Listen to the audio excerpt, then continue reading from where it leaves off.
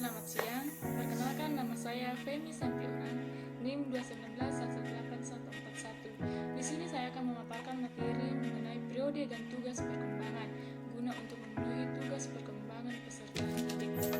Yang pertama, tugas perkembangan yaitu perkembangan yang berlangsung secara berurutan atau berkesinambungan periode atau masa. Dalam periode ini terbagi atas 5 periode. Yang pertama yaitu periode sebelum kelahiran. Periode ini merupakan masa kehidupan individu dimulai dari masa konsepsi hingga kelahiran sekitar 9 bulan dalam kandungan, dan pada periode ini merupakan suatu periode yang sangat menentukan.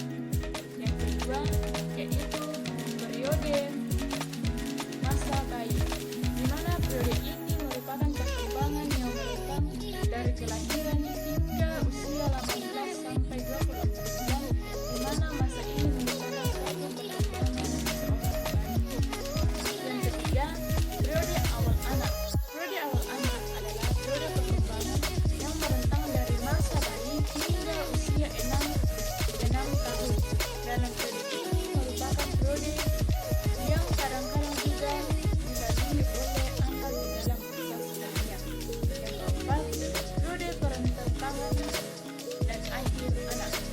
Periode ini adalah perkembangan yang berrentang dari usia 6 hingga 10 atau 11 tahun, di mana pada masa anak ini mengalami dapat menguasai keterampilan dan dasar membaca menulis dalam periode remaja. Periode remaja adalah transisi antara anak ke masa dewasa, yang dalam masa ini berlangsung pada sekitar usia 12 sampai 20 tahun, yang ditandai dengan adanya perubahan psikologis, kognitif, dan sosial. Yang keenam, periode dewasa. Periode ini terjadi atas masa awal perkembangan dan akhir dewasa. Pada awal dewasa, mulai sekitar 20 tahun hingga 35 tahun. Masa ini merupakan saat membangun independen atau kemandiriannya. Yang kedua yaitu periode bertemu, di mana seorang mulai berusia 35 hingga 45 tahun. Dalam usia ini seorang mulai meningkatkan minat dan menentangkan nilai-nilai keorganisasian, meningkatkan refleksi tentang makna kehidupan.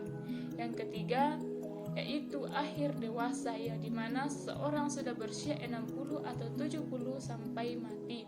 Dalam periode ini merupakan penyesuaian terhadap kelemahan, kekuatan, dan kesehatan fisik, yang dimana mereka sudah mulai kekurangannya tenaga dalam berkembang fisiknya. Selanjutnya, tugas-tugas perkembangan. Pengertian tugas perkembangan yaitu suatu proses kehidupan individu yang dimulai dari fase usia kandungan sampai dengan fase usia tua, yang dimana pada perkembangan individu ini memiliki tugas perkembangan yang berkaitan erat dengan perubahan, kematangan, persekolahan, pekerjaan, dan pengalaman dalam beragama.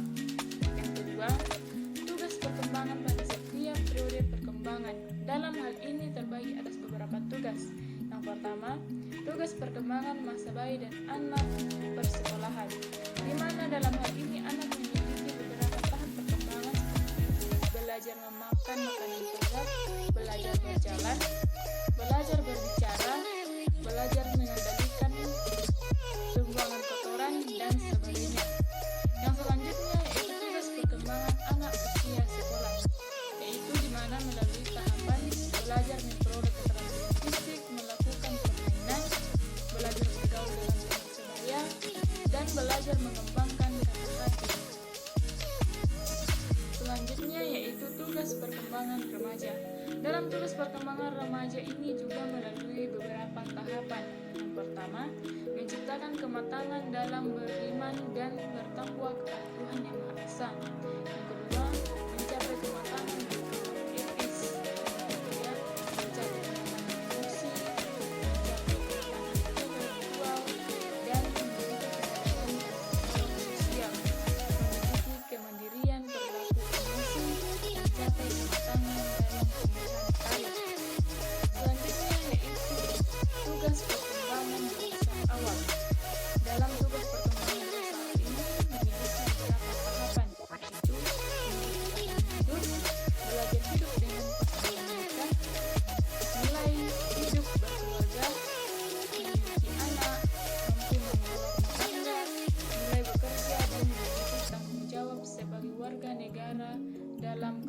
sosial.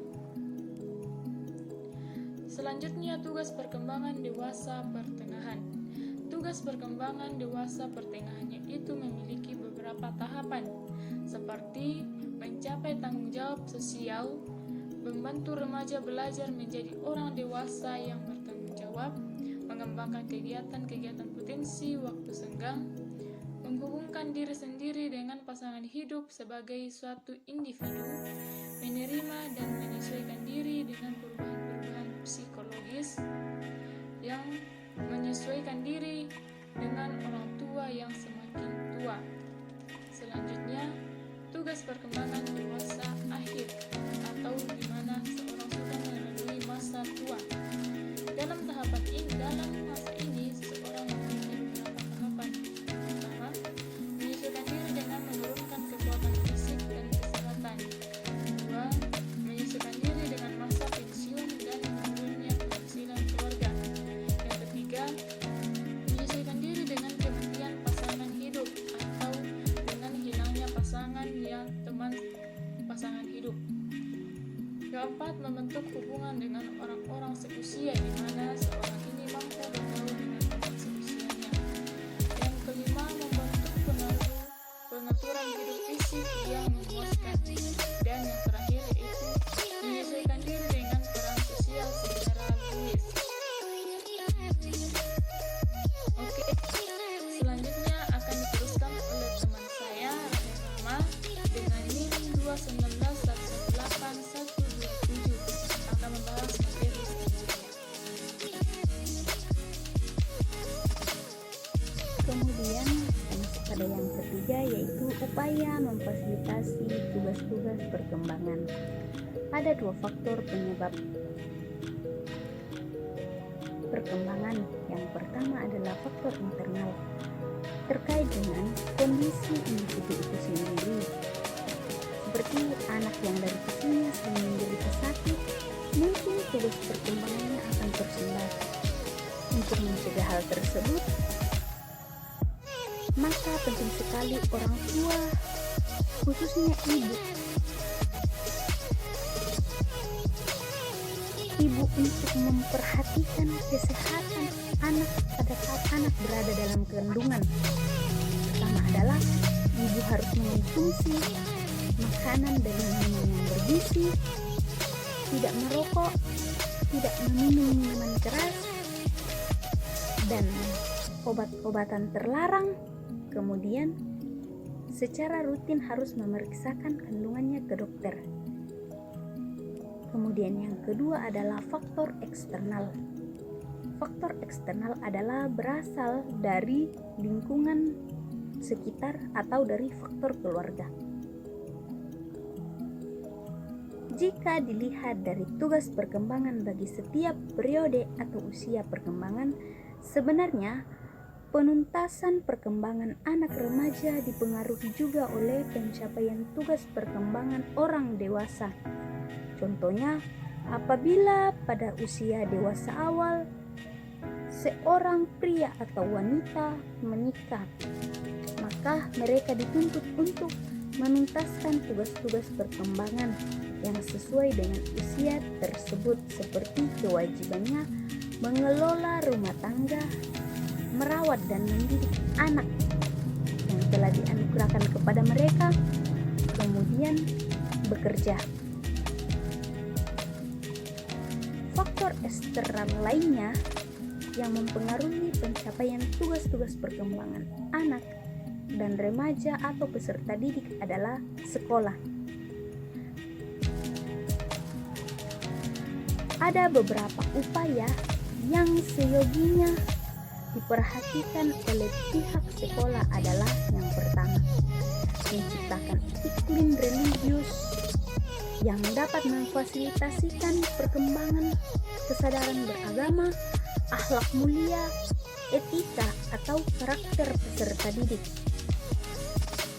Kemudian yang kedua, membangun etika atau karakter peserta didik.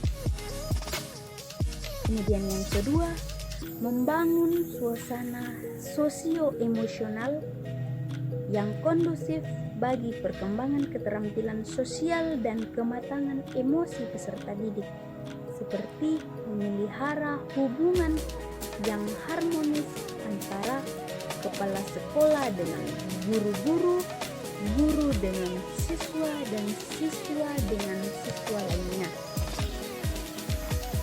Kemudian yang ketiga, membangun iklim intelektual yang memfasilitasi perkembangan berpikir, bernalar, dan kemampuan mengambil keputusan yang baik.